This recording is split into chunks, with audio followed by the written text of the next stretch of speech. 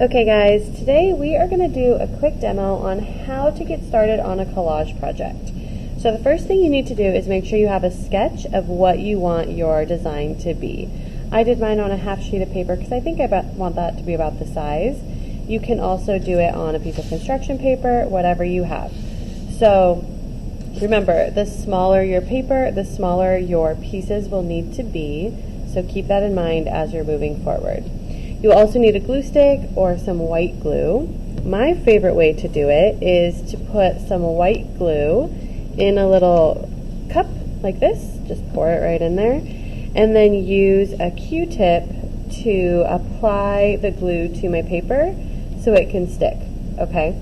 That is one way you can do it. If you have a glue stick, that also works well, but if you're using a glue stick, make sure that when you're gluing your pieces, you're not gluing like all over your paper this way. You are gluing by putting your glue stick like this and rubbing the back of your piece you want to stick on top and then sticking it onto your paper. It'll make it so you have way less glue all over your paper and all over your table. Collage is also a really good idea to have a messy mat of some sort underneath you because you are going to have some edges that you might get a little glue onto your table or your work surface.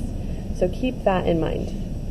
So, once you have your design laid out and you have labeled the colors you're looking for collage, it is best to work from the back forward. So you can see that this rock will be up front, this is going to be a lake, this is going to be a low hill, and then a mountain in the back. But behind that I have my sky. So I need to start with my sky first. That way if there's any edges that go over my mountain, I can just cover it up when I do my mountain edges on my collage, okay? So, what materials will you use to start your collage? You can literally use any papers that you have. So we have old magazines. If you have magazines or ads or newspapers, feel free to use those. Please ask permission first to see if you can use, if you can cut it up. But see, so this is a whole bunch of caribou, but I think this would be good for part of my rocks, and I could definitely use part of this water for my water. So the first thing I'm going to do is find what I would like to use for my sky. I like some of this blue. My favorite part about collage is that you get to tear things up. So I'm just going to tear a piece of that out. Don't mind the bell. And here's another piece of blue I'm going to tear out, making sure that if I don't want this whole image, and someone else might later be able to use this grizzly bear, we are going to leave that there for someone else, okay? Don't just tear it in half just because, okay? So we want to make sure that we're being cognizant that other people might want to use some of the same materials as you. I'm going to use this part of the sky.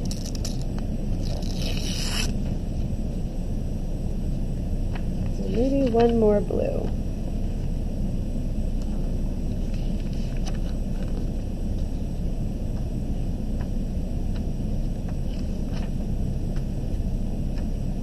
There's these clouds.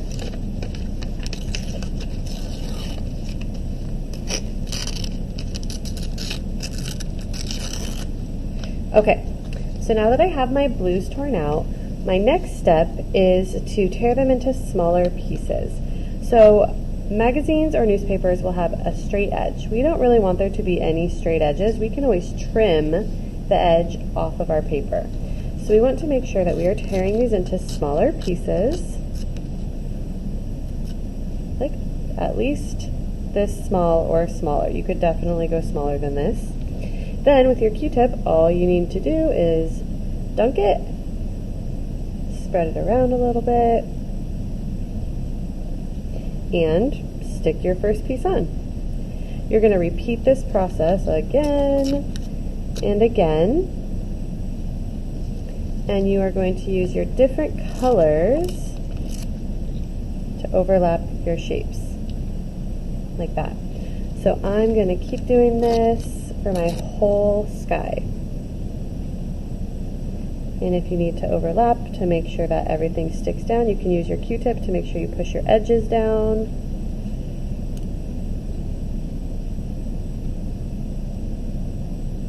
And we're using Elmer's glue or any like school glue. We'll make sure that everything dries clear. So even if it gets a little bit on your paper, that won't be a problem.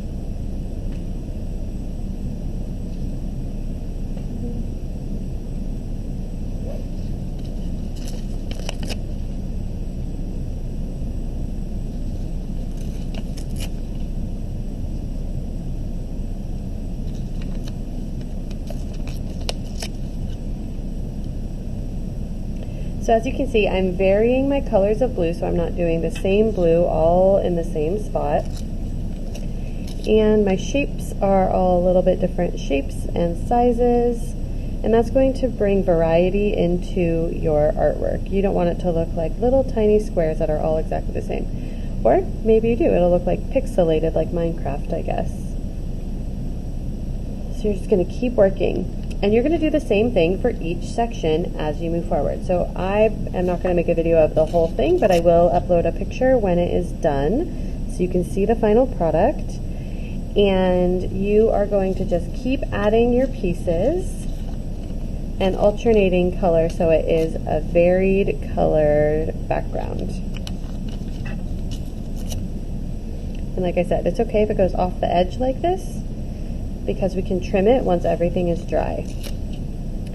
Let's talk about paper storage. So if you are halfway done with your project and you have these pieces, see how I'm not tearing all of these pieces into a million little pieces at once?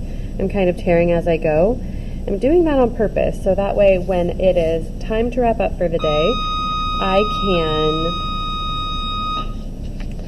put all of my pieces either in an envelope or keep it with my artwork together, or if you are using a magazine to look for your colors, you can always slide your pieces in the front like that, and that way they're stored in one spot.